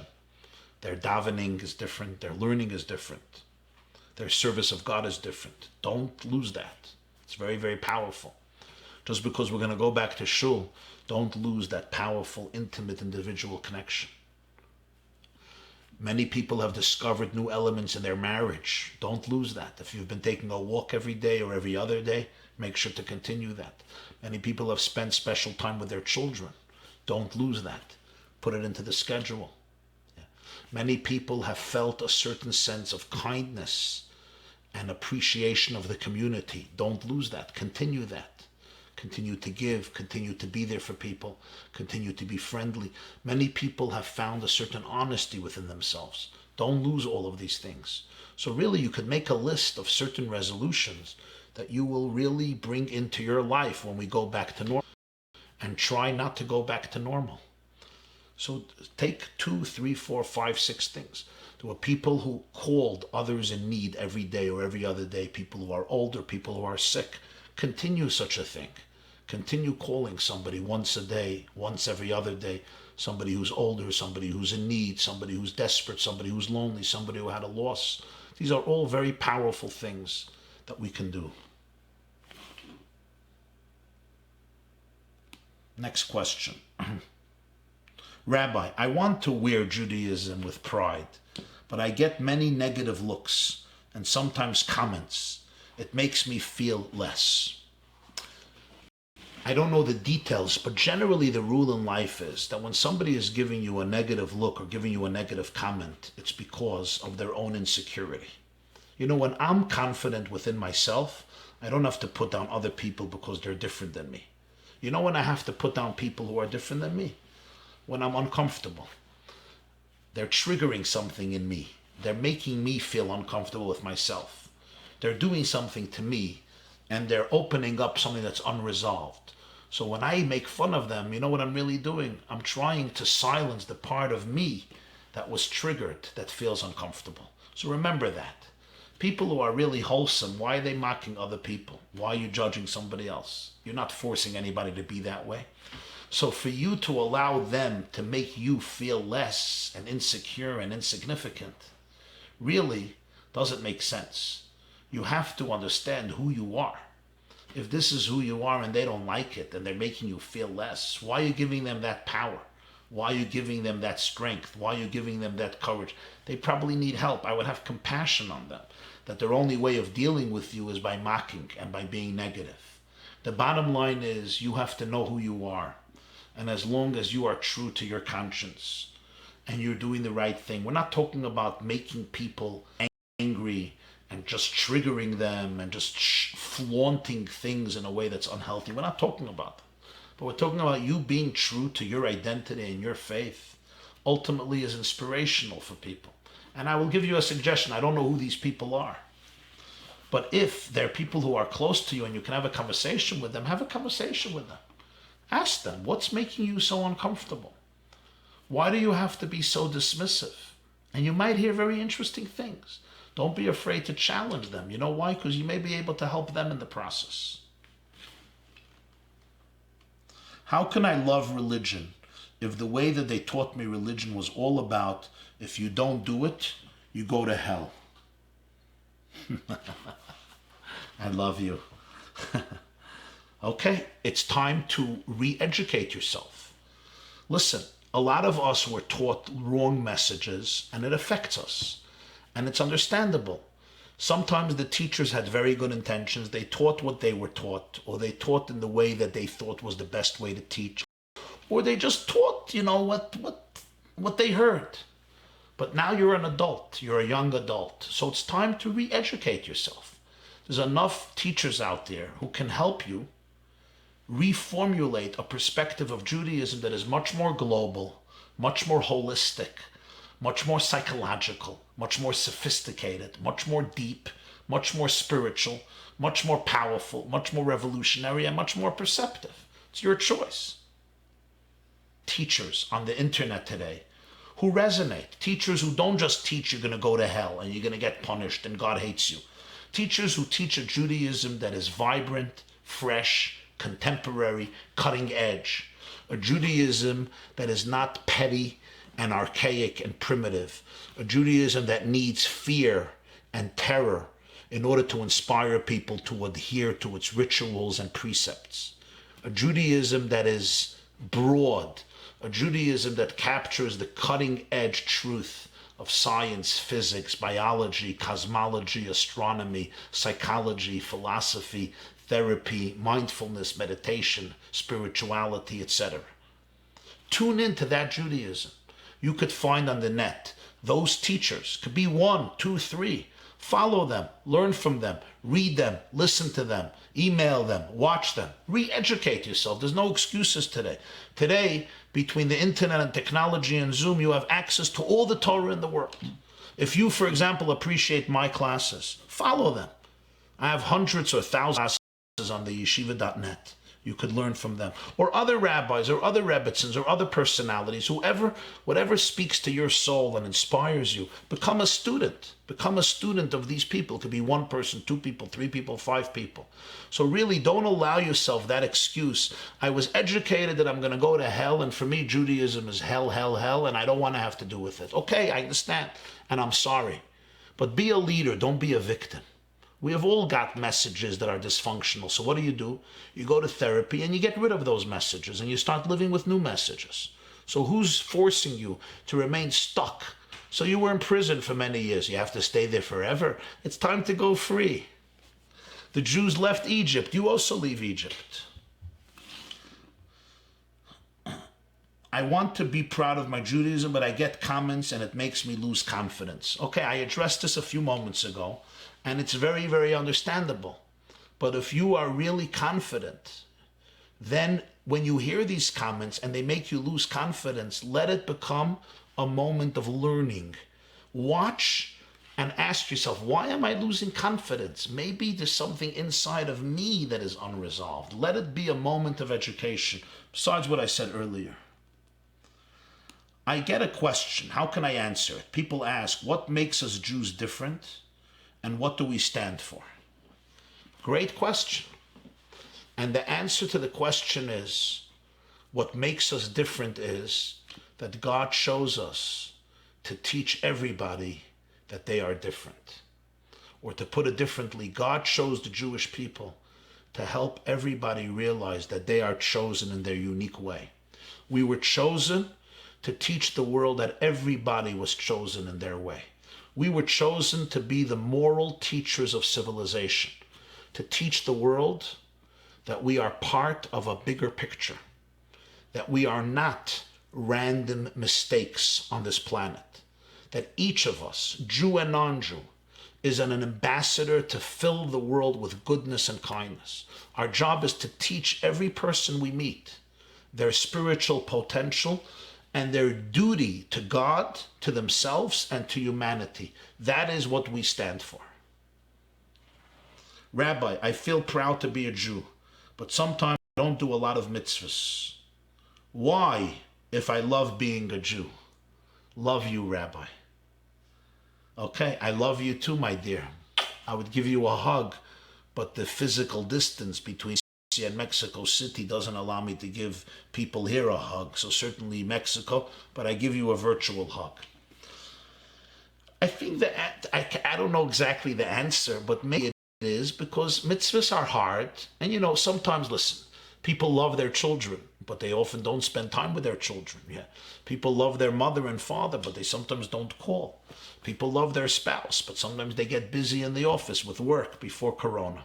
So you love being a Jew, but mitzvahs is an obligation. It takes consistency, it takes discipline, and maybe it's a little hard for you.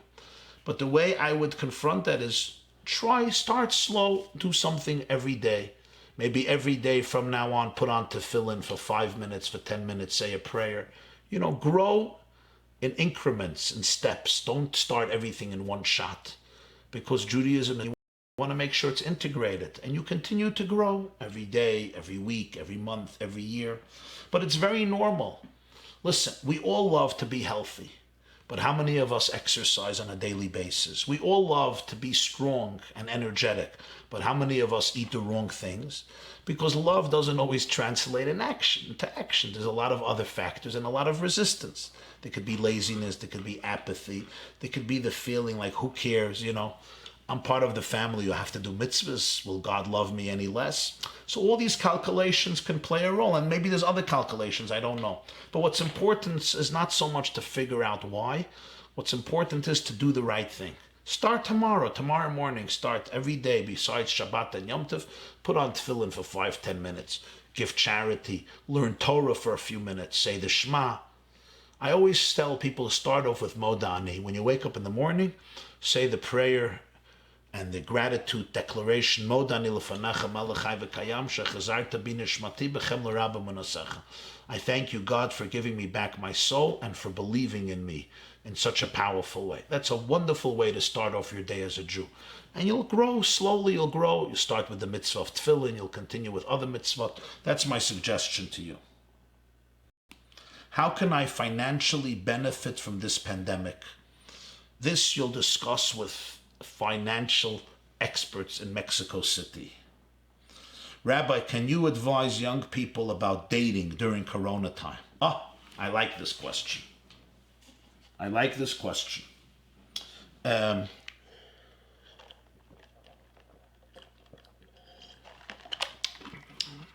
It's a very good question. I think when it comes to dating, it's very, very powerful time because we learned something very powerful here. It used to be, before Corona, that if you were a young person and you didn't have a date, you felt embarrassed.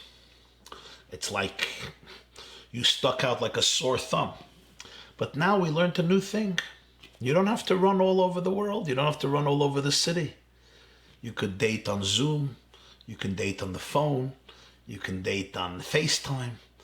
And it's very beautiful that young people have an opportunity to own their nights, to be alone. And in many ways, you can build much deeper relationships that way.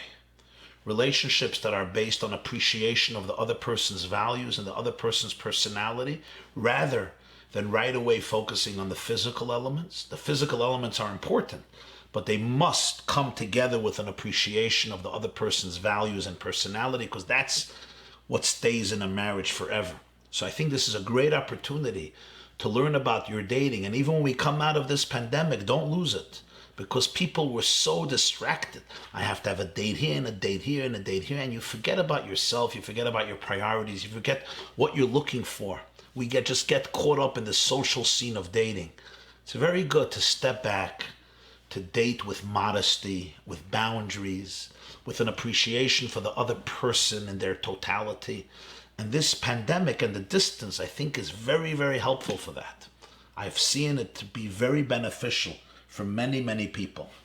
Excellent question.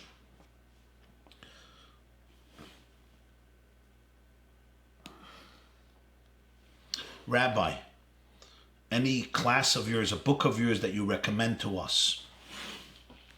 I personally don't have a book, but if you want, you can go to my website, theyeshiva.net, and you have there like 2,000 classes of mine. So you could watch them. It'll probably take you a couple of days. Make sure you double speed so you don't have to listen for so long.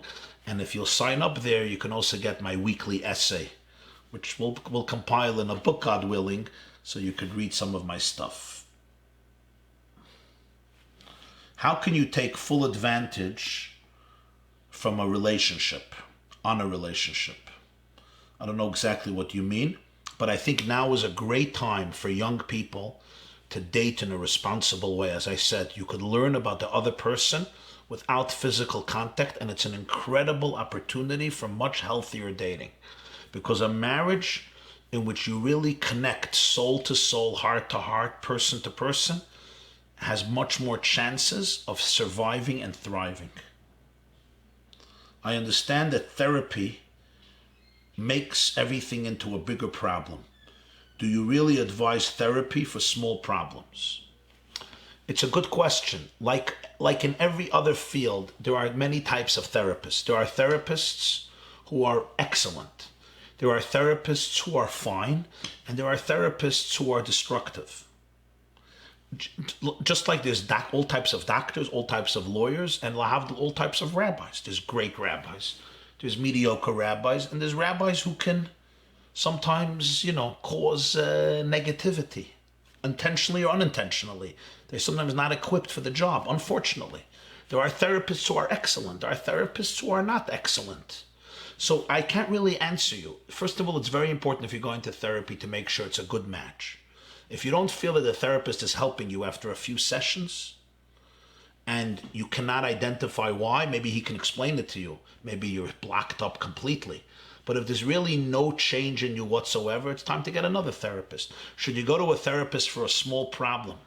I don't know. I don't know what you mean by a small problem. A small problem could sometimes be a small problem, or it could be the symptom of a very big problem.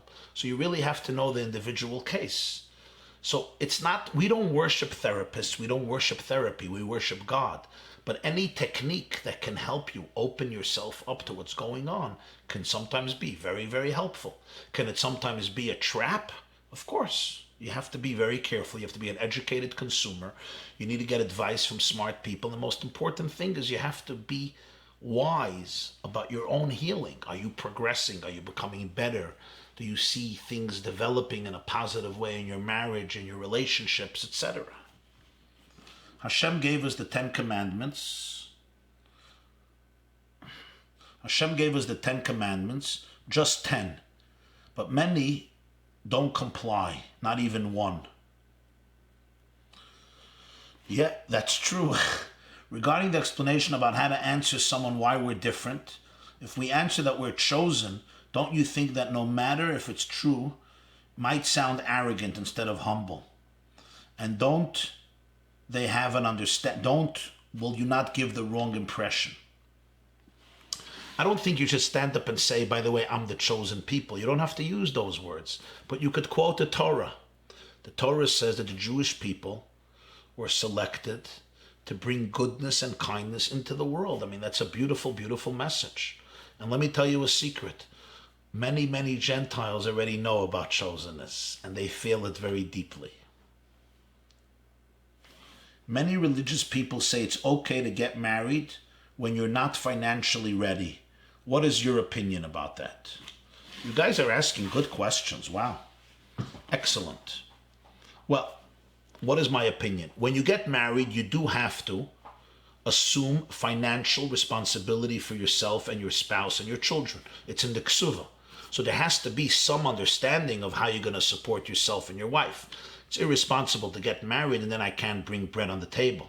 So there has to be some type of basic understanding. Will I have a job? Will I be supported by somebody? Am I going to be in an institution where they're going to give me some scholarship or some funds? But it's important to have some understanding of how I'm going to support myself.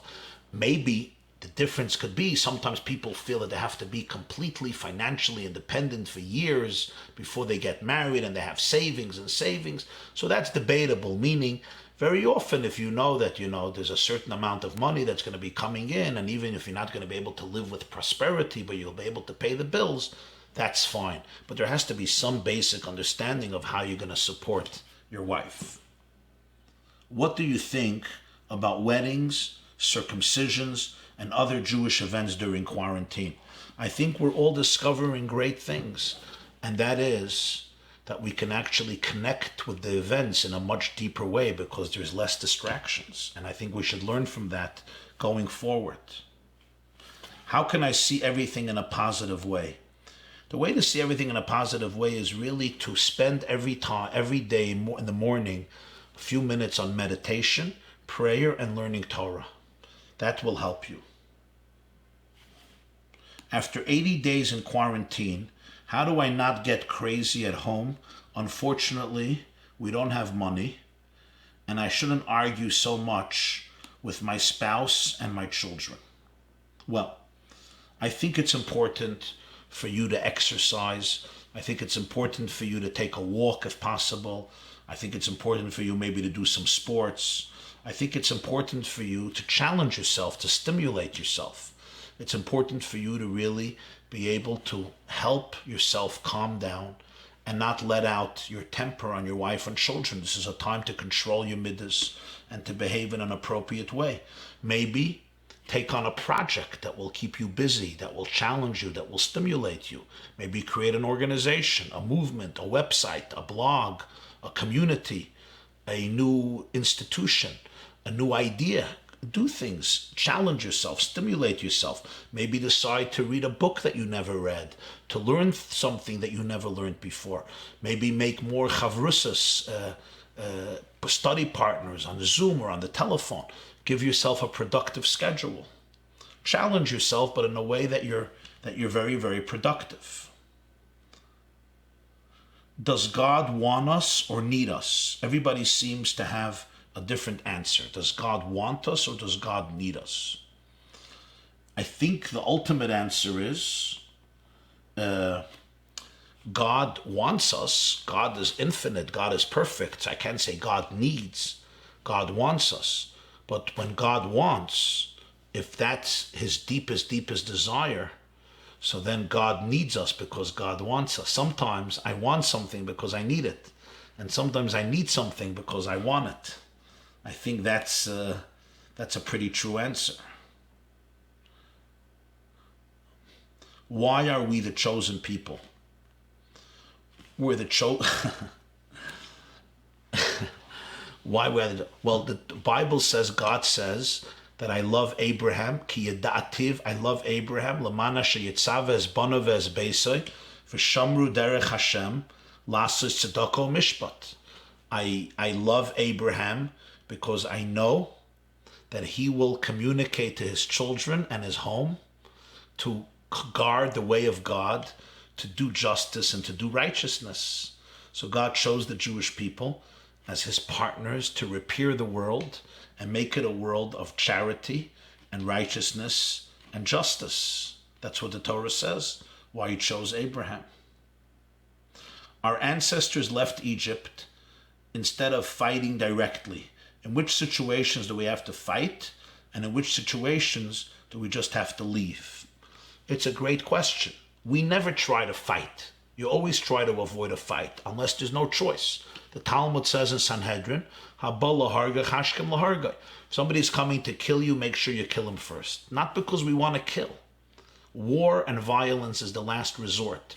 But if by being passive you're going to cause innocent people to die, then you have to fight. But of course, whenever we can, we try to avoid a fight. In fact, when the Jewish people came to conquer the land of Canaan, the Talmud Yerushalmi says, and Maimonides quotes it, that Joshua sent a letter to every nation living in Israel, in Canaan. And he gave them an option. He said, whoever wants to leave can leave. Whoever wants to remain and live under the jurisdiction of the Jewish people and follow the 7 Noahide laws, follow the moral code of laws of justice and civility that every single non-Jew is obligated in, you could stay. We won't touch you.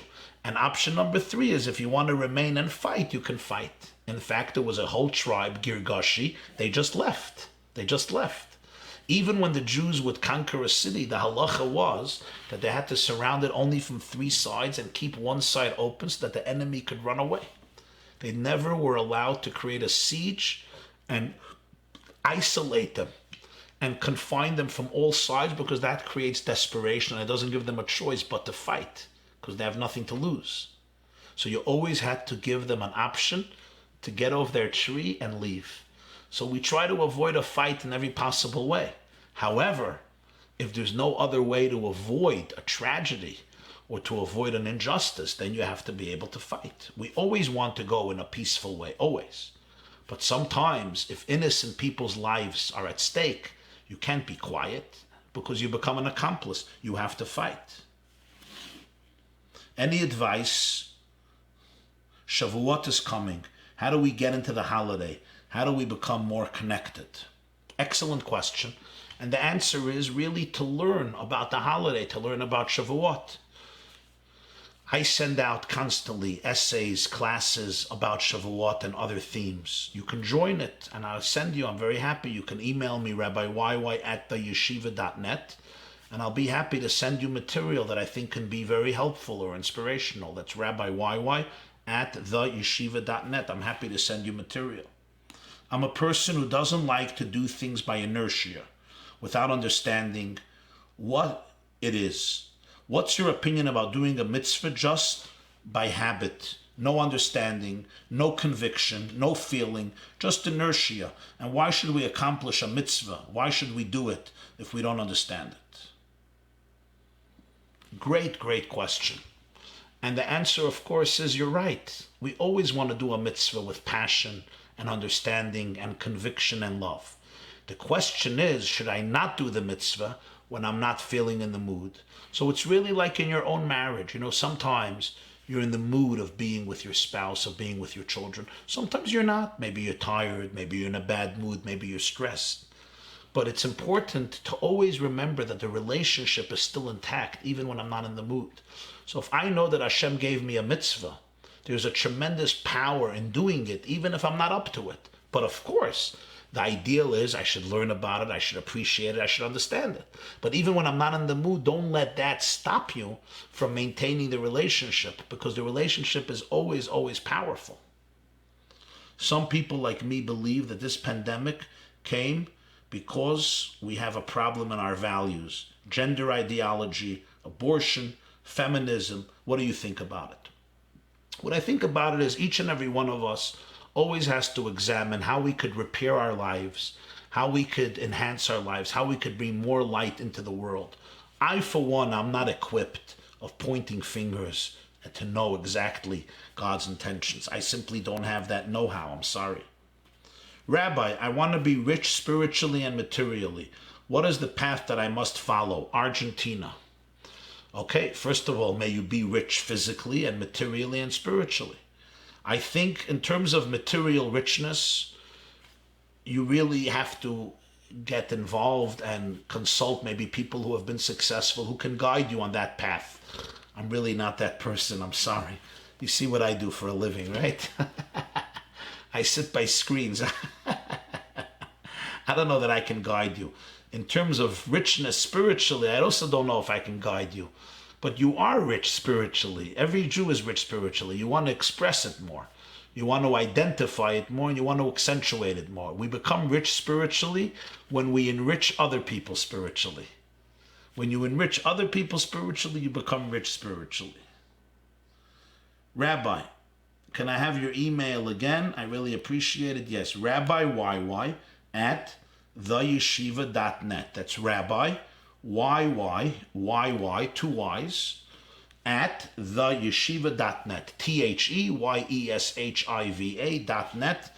And I could send you the material for Shavuos. If somebody wants to sign up to my weekly essay or classes, you can do that as well. You can email and sign up as you wish, and I'll be happy to help you.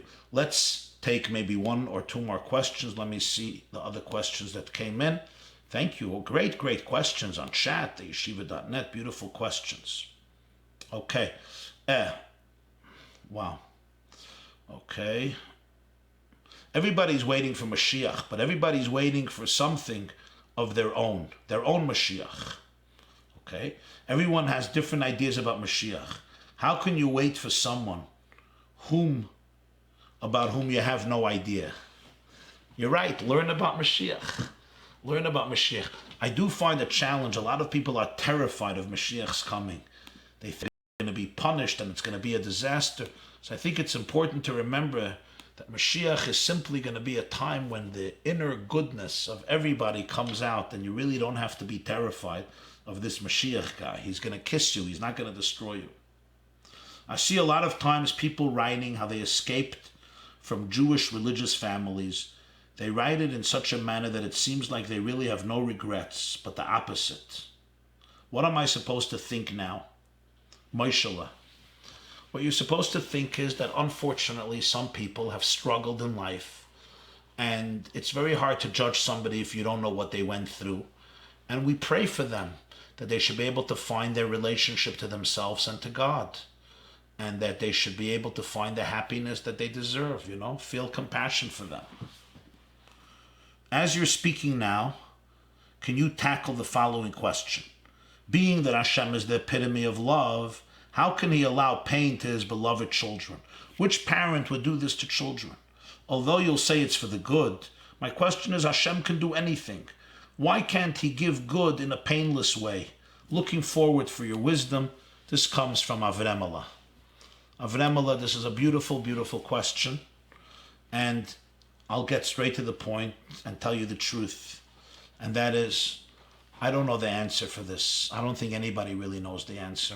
Hashem's mind is infinite, and there's no way that a finite brain can really, really grasp an infinite God.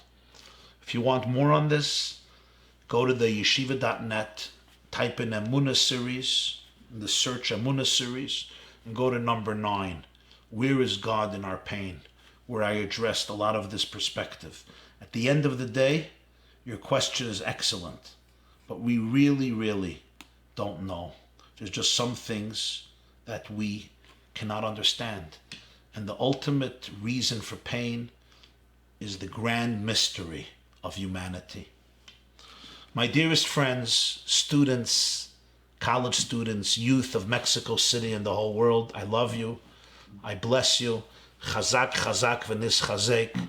May you go from strength to strength. I wish you a Chag Sameach, a beautiful holiday. May we all receive Torah with joy and enthusiasm and passion. And may all of you identify and appreciate your true inner power and strength and become who you really are, ambassadors of love, light, hope, healing, and redemption. My love and blessings. Chag Sameach, Chazak. Good night. Thank you very much.